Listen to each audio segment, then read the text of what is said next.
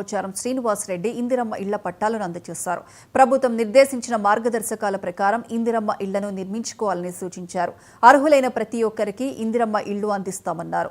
5 విడతల్లో కట్టుకునే విధంగా బిల్లులు మంజూరు చేస్తామని చెప్పారు. ఈ కార్యక్రమంలో అగ్రో ఇండస్ట్రీస్ చైర్మన్ కాసుల బాలరాజ్, మున్సిపల్ కమిషనర్ శ్రీహరిరాజు తదితరులు పాల్గొన్నారు.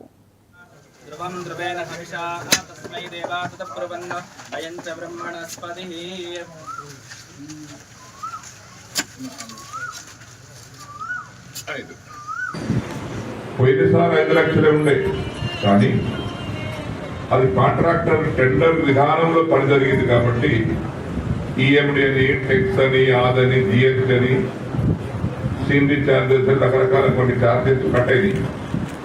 5,04,000 రూపాయలకి 89,000 కట్ అయింది. ఇంకా మళ్ళీ గవర్నమెంట్కి పోయింది. ఇప్పుడు ఈ 5 లక్షలలో రూపాయి గుంట పైసా కట్టు కాదు.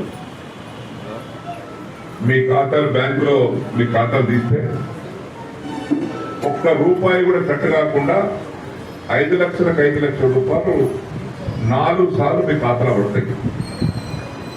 ఎవరి రికమెండేషన్ అవసరం లేదు, ఎవరి దగ్గర పోవాల్సిన అవసరం లేదు, ఎవరి సిఫారసు అవసరం లేదు, ఎవరిని బతిలాడుకోవాల్సిన అవసరం లేదు. మీ పని అంతా పని మీద ఉండాలి, అటు చూసే అవసరం లేదు.